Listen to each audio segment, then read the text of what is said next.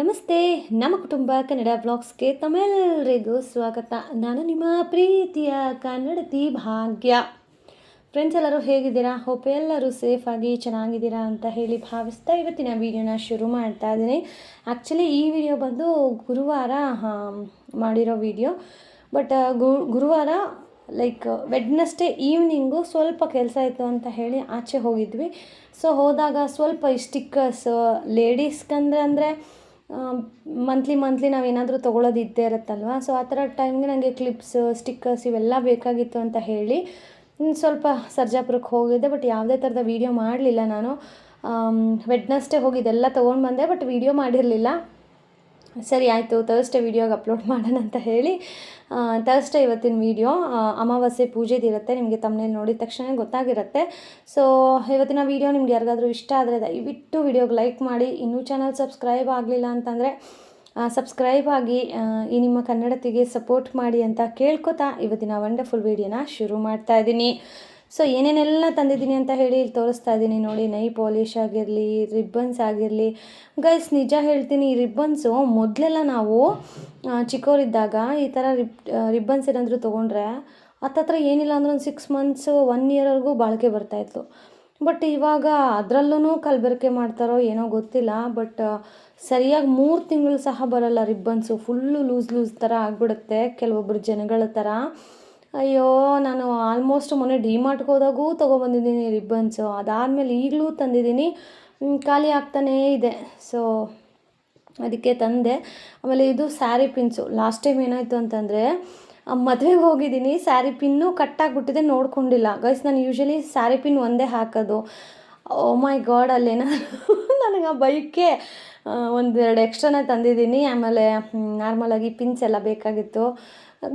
ಗೊತ್ತಿಲ್ಲ ನನಗೆ ಈ ಪಿನ್ಸ್ ಆಗಿರಲಿ, ಏರ್ ಬ್ಯಾಂಡ್ ಆಗಿರಲಿ, ಆಮೇಲೆ ಏರ್ ಕ್ಲಿಪ್ಸ್ ಆಗಿರಲಿ, ಇವೆಲ್ಲ ಅದು ಎಲ್ಲಿ ಮಿಸ್ ಆಗುತ್ತೋ ಗೊತ್ತಿಲ್ಲ. ಇದೊಂಥರ ಯಕ್ಷ ಪ್ರಶ್ನೆ. ಇಟ್ಟಿರೋ ಜಾಗದಲ್ಲಿ ಪಿನ್ಗಳು ಸಿಗೋದಿಲ್ಲ. ಎಷ್ಟೆಷ್ಟು ತರ್ತೀವೋ ಅಷ್ಟಷ್ಟು ಕಳೆದೋಗ್ತಾ ಇರುತ್ತೆ. ಇದಕ್ಕೆ ಕಾರಣ ನಿಮಗೆ ಯಾರಿಗಾದರೂ ಗೊತ್ತಿದ್ದರೆ ಕಮೆಂಟ್ ಮಾಡಿ. ಇನ್ನು ಸ್ಟಿಕ್ಕರ್ಸ್ ಅಂತೂ ಕೇಳೋದೇ ಬೇಡ. ಒಂದು 6 monthsಗೆ ಆಗೋಷ್ಟು ಸ್ಟಿಕ್ಕರ್ಸ್ನ ತೊಗೊಂಬಂದ್ಬಿಟ್ಟಿದ್ದೀನಿ. ಬಿಕಾಸ್ ಪದೇ ಪಾಪ ಅವ್ರಿಗೂ ಕೆಲಸ ಇರುತ್ತೆ, ನಂಗೆ ಇದು ಬೇಕು ಅದು ಬೇಕು ಅಂತ ಕೇಳಿ ತೆಗೆಸ್ಕೊಂಡ್ರೆ ಬೇಜಾರಲ್ವ ಅಂತ ಹೇಳಿ ನನಗೆ ಬೇಕಾಗಿರುವಂತಹ ಸ್ಟಿಕ್ಕರ್ಸ್ ಎಲ್ಲವನ್ನು ನಾನು ತೊಗೊಂಡು ಬಂದಿದ್ದೀನಿ. ಆಲ್ಮೋಸ್ಟ್ ಈ ಸ್ಟಿಕ್ಕರ್ಸ್ ನನಗೊಂದು 6 months ಬರುತ್ತೆ. ಆ್ಯಂಡ್ ಗ್ಯಾಪಲ್ಲಿ ಐಲೈನರ್ ಸಹ ಇಟ್ಕೋತೀನಿ. ನನಗೆ ಐಲೈನರಲ್ಲಿ ಡಿಸೈನ್ ಇಟ್ಕೊಳ್ಳೋದಂದರೆ ತುಂಬ ಇಷ್ಟ. ಬಟ್ ಏನು ಮಾಡೋದು, ಮದುವೆ ಆಗಿದ್ದೀನಿ, ಒಬ್ಳು ತಾಯಿಯಾಗಿ ಹಂಗೆಲ್ಲ ಸ್ಟಿಕ್ಕರ್ಸ್ ಅಂದರೆ ಡಿಸೈನಾಗಿ ಇಟ್ಕೊಳ್ಳೋಕ್ಕಾಗಲ್ಲ. ಬಟ್ ನನಗೆ ಹೆಂಗೆ ಬೇಕೋ ಹಾಗೆ ಸ್ವಲ್ಪ ಐಲೈನಲ್ಲೂ ಸಹ ನಾನು ಇಟ್ಕೋತೀನಿ. ಸ್ಟಿಕ್ಕರ್ಸು ಬೇಕಲ್ವಾ, ಅದಕ್ಕೆ ಸ್ಟಿಕ್ಕರ್ಸು, ಕ್ಲಿಪ್ಸು ಮೇನಾಗಿ.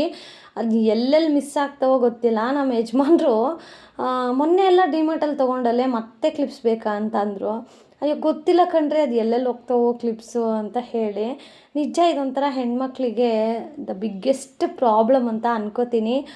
ನಿಮಗೂ ಹೀಗೆ ಅನಿಸಿದರೆ ಕಮೆಂಟ್ ಮಾಡಿ. ಆ್ಯಂಡ್ ಇಲ್ಲಿ ನಾನು ಕಲರ್ ರಿಬ್ಬನ್ಸು ತೊಗೊಂಡಿದ್ದೀನಿ, ಬ್ಲ್ಯಾಕ್ ಕಲರ್ ರಿಬ್ಬನ್ನು ತೊಗೊಂಡಿದ್ದೀನಿ. ಯಾಕೆ ಅಂತಂದರೆ ಯೂಶ್ವಲಿ ನಾವು ಮನೇಲಿ ನೈಟೀಸ್ ಎಲ್ಲ ವೇರ್ ಮಾಡ್ತೀವಲ್ಲ. ಸೊ ನೈಟಿ ಕಲರೇ ರಿಬ್ಬನ್ ಹಾಕಿದ್ರೆ ನಗು ಬಂದುಬಿಡುತ್ತೆ. ಸೊ ಅದೇನಾದರೂ ಆಚೆ ಎಲ್ಲಾದರೂ ಫಂಕ್ಷನ್ಸ್ಗೆ ಎಲ್ಲಾದರೂ ಹೋಗಬೇಕಂದ್ರೆ ಅದು ಹಾಕ್ಕೋತೀವಿ. ಬ್ಲ್ಯಾಕ್ ಕಲರು ಮನೇಲಿ ಹಾಕ್ಕೊಳ್ಳೋಕ್ಕೆ ಅಂತ ಹೇಳಿ.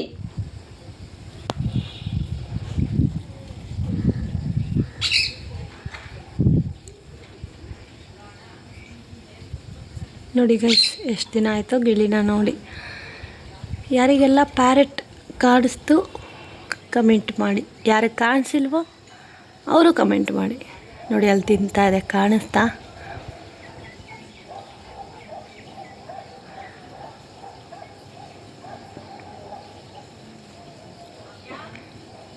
ಕಾಣಿಸ್ತಾ ಗೈಸ್? ನೋಡಿ ಅಲ್ಲಿದೆ,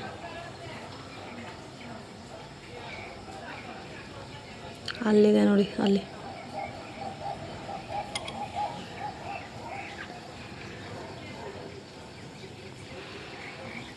ಅದು ನೋಡೋದೇ ಒಂದು ಖುಷಿ ಗೈಸ್.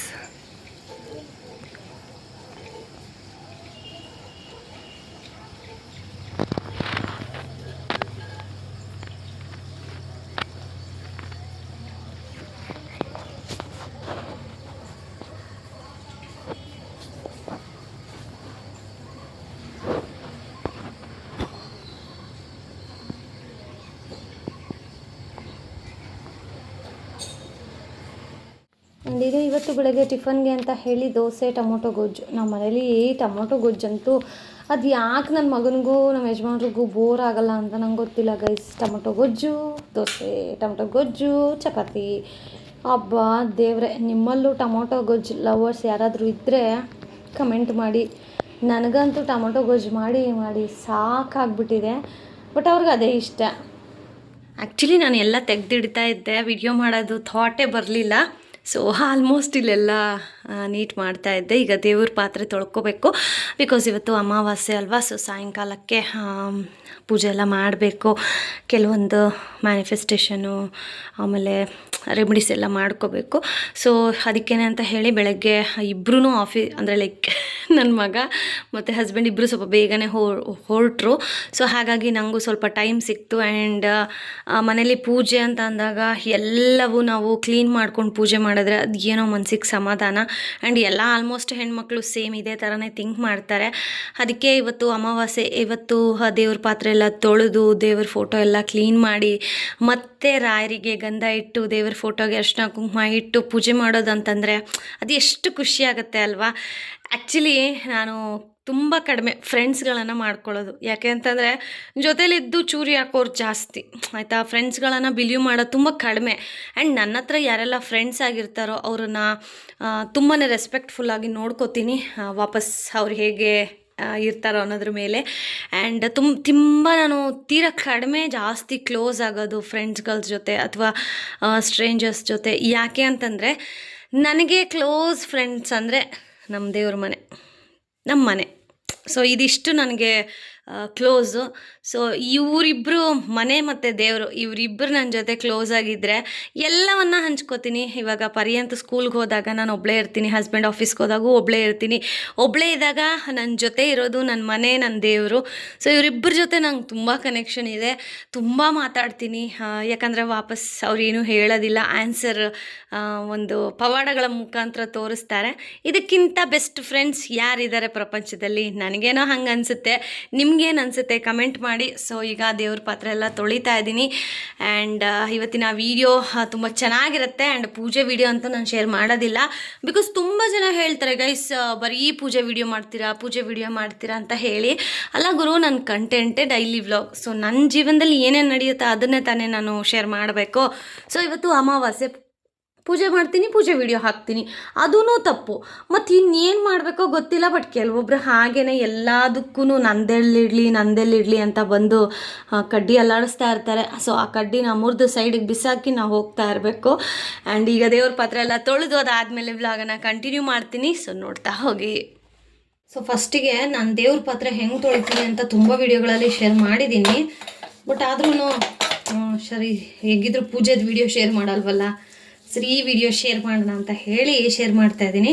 ಸೊ ಫಸ್ಟಿಗೆ ಈ ಥರ ಹುಣಸೆಹಣ್ಣನ್ನು ನೀರಲ್ಲಿ ನೆನೆಸಿದ್ರೆ ತುಂಬ ಚೆನ್ನಾಗಿ ಅದು ಹುಣಸೆಹಣ್ಣು ರಸ ಬರುತ್ತೆ. ಸೊ ಅದರಿಂದ ನೀಟಾಗಿ ತೊಳ್ಕೊಬಹುದು. ಇಲ್ಲ ಅಂತಂದರೆ ಒಂದು 5 ನಿಮಿಷ ನೀರಲ್ಲಿ ಜಸ್ಟ್ ಇದನ್ನು ತೇವ ಮಾಡಿಕೊಂಡ್ರೆ ಬರುತ್ತೆ. ಸೊ ದಟ್ ಇದನ್ನು ಇನ್ನೊಂದು ಸತಿನೂ ನಾವು ಯೂಸ್ ಮಾಡಬಹುದು ಹುಣಸೆ ಹಣ್ಣನ್ನು, ಓಕೆನಾ. ಯಾಕಂದರೆ ಇದನ್ನು ವಾಶ್ ಮಾಡಬೇಕು. ಸೊ ಸೇಮ್ ಇದೇ ಥರನೇ ಇವೆಲ್ಲವನ್ನು ನಾವು ಹುಣಸೆ ಹಣ್ಣಲ್ಲಿ ತುಂಬ ಜನ ಇವಾಗ ಅದೇನೇನೋ ಲಿಕ್ವಿಡು ಅದು ಏನೇನೋ ಹಾಕ್ತಾರೆ. ಬಟ್ ಅವಾಗಿಂದನೂ ಕೆಂಪು ಮಣ್ಣು ಅಂತ ಬರೋದು, ಇಟ್ಕೆ ಕಲ್ಲು. ಸೊ ಅದರಿಂದನೂ ದೇವ್ರ ಪಾತ್ರೆ ತೊಳಿತಾ ಇದ್ವಿ, ಹಿತ್ತಾಳೆ ಪಾತ್ರೆ. ಬಟ್ ಇವಾಗ ಸ್ವಲ್ಪ ಹುಣಸೆಹಣ್ಣು, ಸಬೀನ ಇದ್ರ ಮುಖಾಂತರನೇ ತೊಳ್ಕೊಳ್ಳೋದು. ಆಮೇಲೆ ಇದು ದೇವ್ರ ಪಾತ್ರೆ ತೊಳೆಯೋದಕ್ಕೆ ಆದಷ್ಟು ಹೊಸ ನಾರುಗಳನ್ನು ಬಳಸಿ. ಯಾಕಂದರೆ ನಾವು ಮನೇಲಿ ಊಟ ಮಾಡುವಂತಹ ನಾರುಗಳನ್ನು ಬಳಸಬಾರ್ದು. ಅಂದರೆ ಊಟ ಮಾಡೋ ತಟ್ಟೆಗಳನ್ನು ತೊಳೆಯೋ ನಾರು. ಸೊ ಹಾಗಾಗಿ ಹೊಸ ನಾರಲ್ಲಿ ನೀಟಾಗಿ ತೊಳ್ಕೊಬೇಕು. ಸೊ ಇವಾಗ ಇದಿಷ್ಟನ್ನ ತೊಳೆದು ಆಮೇಲೆ ತೋರಿಸ್ತೀನಿ. ಯಾಕೆ ಇವಾಗ ನಾನು ವಿಡಿಯೋ ಮಾಡಿದೆ ಅಂತಂದರೆ, ಆಮೇಲೆ ಅದಕ್ಕೂ ಕಮೆಂಟ್ ಮಾಡ್ತಾರೆ ಗೈಸ್, ನಿಜ ನೋಡಿ ನಾನು ದೇವ್ರ ಪಾತ್ರೆನ ಯಾರ ಕೈಲೂ ಮುಟ್ಸಲ್ಲ. ಏನೋ ಎಮರ್ಜೆನ್ಸಿ ಹಬ್ಬ ಇದೆ, ನೆಸೆಸಿಟಿ ಟೈಮಲ್ಲಿ ಕೆಲವೊಬ್ಬರು ನಮ್ಮ ಯಜಮಾನ್ರಾಗಿರಲಿ ಅಥವಾ ಸಂಧ್ಯಕ್ಕ, ಸೊ ಅವ್ರ ಕೈಯಲ್ಲಿ ಮುಟ್ಟಿಸಿ ಪೂಜೆ ಮಾಡಿಸ್ತೀನಿ. ಬಿಟ್ಟರೆ ನಾನು ಬೇರೆ ಯಾರ ಕೈಲೂ ದೇವ್ರ ಪಾತ್ರೆ ಟಚ್ ಮಾಡೋಕ್ಕೂ ಬಿಡೋದಿಲ್ಲ. ಯಾಕೆ ಗೊತ್ತಾ, ದೇವ್ರ ಪಾತ್ರೆಯಲ್ಲಿ ನಾವೇನು ಪೂಜೆ ಎಲ್ಲ ಮಾಡಿರ್ತೀವಿ ಗೊತ್ತಾ, ಈ ಪಾತ್ರೆ ಆಗಿರಲಿ, ಫೋಟೋಸ್ ಆಗಿರಲಿ, ಎಲ್ಲದ್ರ ಮೇಲೂ ದೇವರ ಒಂದು ಶಾಡೋ ಬಿದ್ದಿರುತ್ತೆ. ಸೊ ಅದನ್ನು ಯಾರಂದರೆ ಅವರು ಮುಟ್ಟಬಾರ್ದು. ಆಮೇಲೆ ದೇವಸ್ಥಾನದಲ್ಲಿ ಯಾರೆಲ್ಲ ದೇವ್ರ ಪಾತ್ರೆ ತೊಳಿತಾರೆ ಗೊತ್ತಾ, ನಿಜ ಅವರು ಪುಣ್ಯ ಮಾಡಿದ್ರು. ಅಂದರೆ ಇವಾಗ ಹೋಗಿ ದೇವ್ರ ಪಾತ್ರೆ ಎಲ್ಲ ತೊಳ್ಕೊಟ್ಟು ಬರ್ತಾರಲ್ಲ, ಕೆಲಸ ಅವ್ರ ಅನಿವಾರ್ಯ. ಸೊ ಆ ಥರ ಅವ್ರು ನಿಜವಾಗ್ಲೂ ಪುಣ್ಯ ಹಂಗೆ ಮಾಡೋರು. ಓಕೆನಾ. ಸೊ ಈಗ ನಾನು ನಾರು ತೊಗೊಂಡು ಹೊಸ ನಾರು ಇದಕ್ಕೆ ನೋಡಿ ಈ ಥರ ಸಬೀನ ಇದನ್ನೇನು ತೊಳಿಬಾರ್ದು ಗೈಸ್. ಹುಣ್ಸೆಹಣ್ಣು ಹೆಂಗಿರುತ್ತೋ ಹಾಗೇ ನೋಡಿ, ಇಲ್ಲಿರೋ ಬ್ಲ್ಯಾಕ್ ಎಲ್ಲ ನಮ್ಮ ಕೈಗೆ ಬರುತ್ತೆ ನೋಡಿ. ಹಿಂಗೆ ಕೈಯಲ್ಲಾದರೂ ಹೊರಿಸ್ಕೋಬೋದು, ಕೈಗಿಂತ ನಾರಾದರೆ ಇನ್ನೂ ಸ್ವಲ್ಪ ಪಳಪಳ ಅನ್ನತ್ತೆ ನೋಡಿ. ಈಗ ಆಲ್ಮೋಸ್ಟ್ ಮಧ್ಯಾಹ್ನ ಅಂದ್ಕೊಳ್ಳಿ, ಟೈಮ್ ಒಂದು 11:30 ಆ ಥರ ಟೈಮು.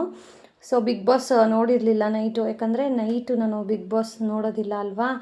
ಸೊ ಅದಕ್ಕೆ ಅಂತ ಹೇಳಿ ಮಧ್ಯಾಹ್ನದೊತ್ತು ನೋಡ್ಕೋತೀನಿ. ಸೊ 12 o'clockಗೆ ಬಿಗ್ ಬಾಸ್ ಹಾಕ್ತಾರಲ್ವ, ಯಾಕಂದರೆ ಪರ್ಯಂತ್ಗೆ ಎಕ್ಸಾಮ್ಸ್ ನಡೀತಾ ಇರೋದ್ರಿಂದ ನನಗೆ ಅವನಿಗೆ ಓದ್ಸೋಕ್ಕೆ ಟೈಮ್ ಬೇಕು.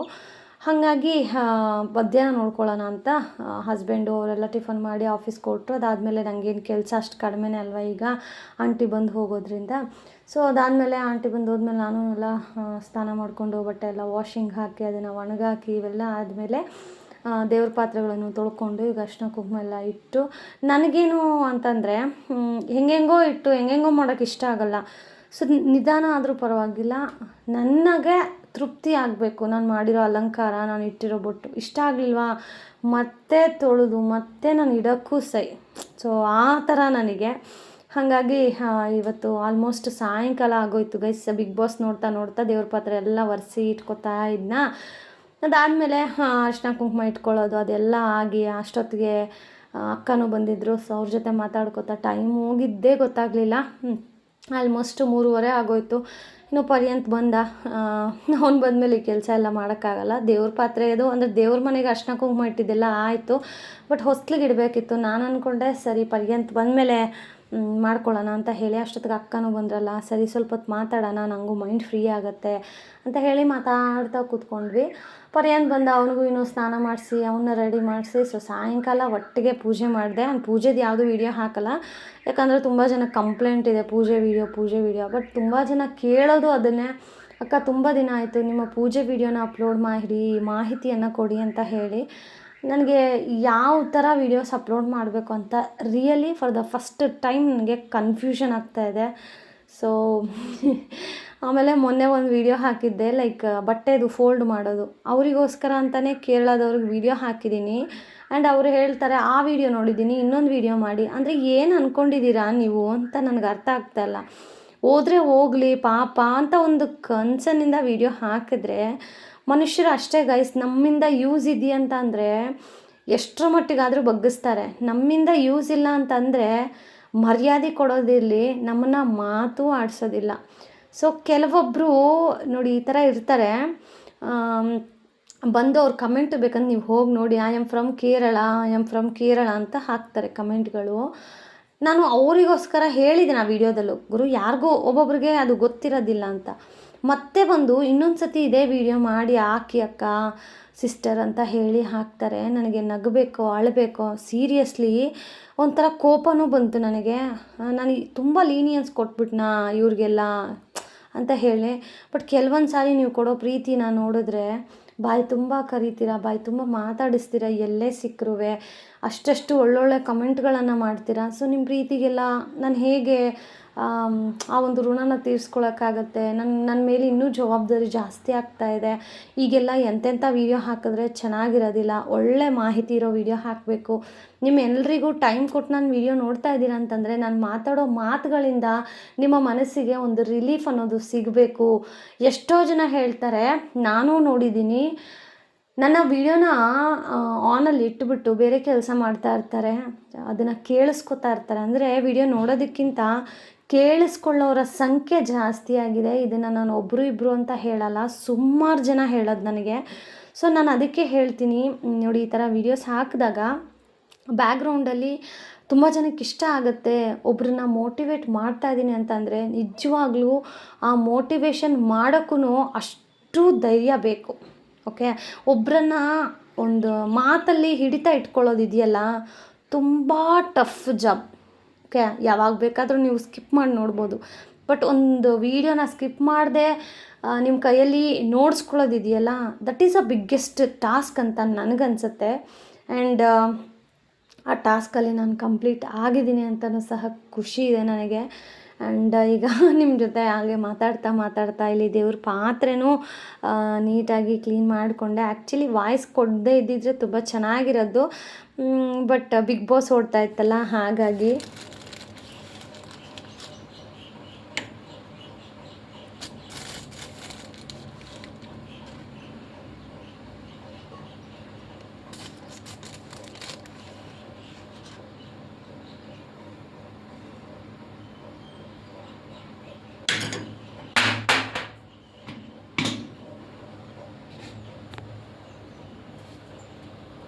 ಗಾಯ್ಸ್, ಎಷ್ಟೊಂದು ಜನ ನನ್ನ ಕೇಳೋದು, ಅಕ್ಕ ನೀವು ಬಾಗಿಲ ಮೇಲೆ ಬರೀತೀರಲ್ವಾ ಅದನ್ನು ತೋರಿಸಿ, ಆಮೇಲೆ ಬಾಗಿಲು ಹೇಗೆ ಪೂಜೆ ಮಾಡ್ತೀರಾ ತೋರಿಸಿ ಅಂತ ಎಷ್ಟೋ ವಿಡಿಯೋಗಳಲ್ಲಿ ಶೇರ್ ಮಾಡ್ತೀನಿ. ಬಟ್ ಆದರೂ ಪ್ರಶ್ನೆಗಳು ಗೈಸ್, ತುಂಬ ವೀಡಿಯೋಸ್ ಅಪ್ಲೋಡ್ ಮಾಡಿದ್ದೀನಿ, ನೋಡಿ ಮಾಹಿತಿಗಳು ಸಹ ಕೊಟ್ಟಿದ್ದೀನಿ. ಹೊಸ್ಲು ಪೂಜೆ ಹೇಗೆ ಮಾಡೋದು ಅದನ್ನು ವಿಡಿಯೋ ಮಾಡಿದ್ದೀನಿ. ದಯವಿಟ್ಟು ಹೋಗಿ ನೋಡಿ, ಚಾನಲಲ್ಲಿ ಪ್ಲೇ ಲಿಸ್ಟ್ ಅಂತ ಇರುತ್ತೆ, ಅದರಲ್ಲೆಲ್ಲ ಹೋಗಿ ಚೆಕ್ಔಟ್ ಮಾಡಿ ಅಂತ ಎಷ್ಟು ಸಾರಿ ಹೇಳಿದ್ರು. ಬಂದು ಕಮೆಂಟ್ ಮಾಡ್ತೀರಾ. ಸೊ ರಿಪ್ಲೈ ಮಾಡಲಿಲ್ಲ ಅಂದರೆ ಅದಕ್ಕೂ ಬೇಜಾರು ಮಾಡ್ಕೋತೀರಾ. ಸೊ ನೀವೂ ಸ್ವಲ್ಪ ಅರ್ಥ ಮಾಡ್ಕೋಬೇಕು ಗೈಸ್. ಯಾರೆಲ್ಲ ಅರ್ಥ ಮಾಡ್ಕೊಂಡಿದ್ದೀರಾ ಅವರಿಗೆಲ್ಲ, ಅರ್ಥ ಮಾಡ್ಕೊಳ್ದೆ ಬಿಹೇವ್ ಮಾಡೋ ಕೆಲವೊಬ್ಬರಿಗೆ ಮಾತ್ರ. ಆಮೇಲೆ ಇಲ್ಲಿ ಬಾಗಿಲ ಮೇಲೆ ಏನು ಸ್ವಸ್ತಿಕ್ ಬರ್ದಿದ್ದೀನೋ ಅದನ್ನು ಬರೆದಿರೋ ಒಂದು ವಿಧಾನನ ನೀವು ನೋಡಿದ್ರೆ ಸರಿಯಾಗಿ ಸ್ವಸ್ತಿಕ್ ಬರೆಯೋದು ಹೇಗೆ ಅಂತ ಕಲ್ತ್ಕೋತೀರ. ಯಾಕಂದರೆ ಹೆಂಗೆಂಗೋ ತಪ್ಪಾಗಿ ಬರಿಬಾರ್ದು ಆ್ಯಕ್ಚುಲಿ ಸ್ವಸ್ತಿಕನ್ನು. ಅದುವೇ ನಮಗೆ ಮನೆಯಲ್ಲಿ ನೆಗೆಟಿವ್ ಎನರ್ಜಿನ ಜಾಸ್ತಿ ಮಾಡುತ್ತೆ. ಅದಕ್ಕೂ ಸರಿಯಾದ ಕ್ರಮ ಅಂತ ಇರುತ್ತೆ. ಸೊ ಅದೇ ಕ್ರಮದಲ್ಲಿ ನಾವು ಸ್ವಸ್ತಿಕನ್ನು ಬಿಡಿಸ್ಬೇಕಾಗತ್ತೆ. ನಿಮಗೆ ಯಾರಿಗಾದರೂ ಅದು ಹೇಗೆ ಬಿಡಿಸೋದಕ್ಕ ತೋರಿಸಿ ಅಂತಂದರೆ ನಾನೊಂದು ಬುಕ್ಕು ಪೆನ್ನಲ್ಲಿ ನಿಮಗೆ ಎಕ್ಸಾಂಪಲ್ಸ್ ಕೊಡ್ತಾ, ಯಾಕೆ ಇದನ್ನು ಈ ರೀತಿ ಬರಿಬೇಕು ಅನ್ನೋದ್ರ ಉದಾಹರಣೆನ ಕೊಡ್ತಾ ಅದ್ರ ಬಗ್ಗೆ ತಿಳಿಸಿಬೇಕಾದ್ರೆ ನಾನು ವಿಡಿಯೋ ಮಾಡ್ತೀನಿ, ಬೇಕು ಅಂತ ಅಂದರೆ ಮಾತ್ರ. ಆ್ಯಂಡ್ ನೋಡಿ, ಸಿಂಪಲ್ಲಾಗಾದರೂ ನಮ್ಮ ದೇವ್ರ ಮನೆ ಎಷ್ಟು ಚೆಂದ ಕಾಣಿಸುತ್ತೆ ಅಂತ. ಆಮೇಲೆ ಹೇಳಿದ್ರಲ್ವಾ ತಟ್ಟೆಲಿ ಇಡೋಕ್ಕೆ ತಟ್ಟೆ ಇಲ್ವಾ ಅಂತ. ತಟ್ಟೆಗಿಡಕ್ಕೆ ರಾಯರು ಕೊಟ್ಟಿದ್ದಾರೆ ತಟ್ಟೆಗಳನ್ನು. ತಟ್ಟೆಗೆ ಹಾಕ್ಕೊಂಡು ತಿನ್ನೋ ಅನ್ನಕ್ಕೂ ರಾಯರು ಕೊಟ್ಟಿದ್ದಾರೆ ಅಷ್ಟು ಇದನ್ನು. ಆದರೆ ಆ ತಟ್ಟೆ ಇಡೋ ಜಾಗ ಏನಿದೆಯಲ್ಲ ದೇವರ ಮನೆ, ಸೊ ಅದು ಪುಟಾಣಿಯಾಗಿರೋದಕ್ಕೆ ತಟ್ಟೆಲಿ ಇಡ್ತಾ ಇಲ್ಲ. ಅರ್ಥ ಮಾಡ್ಕೊಳ್ಳಿ, ಬಾಯಿಗೆ ಬಂದಂಗೆ ಕಮೆಂಟ್ ಮಾಡೋದಲ್ಲ. ಆಮೇಲೆ ಅಲ್ಲಿ ನೋಡಿ, ಈಗ ತಟ್ಟೆ ಇಟ್ಟರೆ ಎಂಥ ಚಿಕ್ಕ ತಟ್ಟೆಲಿ ಏನು ಇಡೋಕ್ಕಾಗತ್ತೆ, ಮಾತಾಡ್ತಾರೆ ಸುಮ್ಮನೆ. ಸೊ ದೇವ್ರ ಮನೆ ಇದ್ದಿದ್ರೆ ನಾನು ಇಡ್ತಾ ಇದ್ನಲ್ವಾ. ಇಲ್ಲ ಅಂತ ಅಂದಾಗ ನಮ್ಮ ಅನುಕೂಲಕ್ಕೆ ಹೇಗಾಗುತ್ತೋ ಹಂಗೆ ಇಡಬೇಕು. ಓಕೆ, ಇಷ್ಟೇ ಇಡಿ ಅಷ್ಟೇ ಇಡಿ. ಆ್ಯಂಡ್ ಇನ್ನೊಂದೇನು ಗೊತ್ತಾ ಗೈಸ್, ದೇವ್ರ ಮನೆ ಹೇಗಿರಬೇಕು ಅಂತಂದರೆ 10 ನಿಮಿಷದಲ್ಲಿ ದೇವ್ರ ಮನೆ ಕ್ಲೀನ್ ಮಾಡ್ಕೊಳ್ಳೋ ಥರ ಇರಬೇಕು. ಎಲ್ಲ ತುಂಬಿಸ್ಕೊಂಡು 1 ಅವರ್ 2 ಅವರು ಇಟ್ಕೊಂಡು ಕ್ಲೀನ್ ಮಾಡೋ ಥರ ದಯವಿಟ್ಟು ಇಟ್ಕೋಬೇಡಿ, ಓಕೆನಾ. ಸೊ ಇನ್ನು ಪೂಜೆ ಎಲ್ಲ ಆಯಿತು, ಮನಸ್ಸಿಗೆ ಒಂಥರ ನಿರಾಳ. ಇನ್ನು ರಾತ್ರಿಗೆ ಮನೆಗೆ ದೃಷ್ಟಿ ತೆಗಿಬೇಕು, ಅದೆಲ್ಲ ಪ್ರೊಸೀಜರ್ ಇರುತ್ತೆ. ಆ್ಯಂಡ್ ಇವತ್ತಿನ ವೀಡಿಯೋನ ಇಲ್ಲಿಗೆ ಎಂಡ್ ಮಾಡ್ತೀನಿ. ಸೊ ಇವತ್ತಿನ ವೀಡಿಯೋ ನಿಮ್ಗೆ ಇಷ್ಟ ಆಗಿದ್ರೆ ಪ್ಲೀಸ್ ಲೈಕ್ ಮಾಡಿ, ಶೇರ್ ಮಾಡಿ, ಸಬ್ಸ್ಕ್ರೈಬ್ ಆಗಿ. Thank you so much.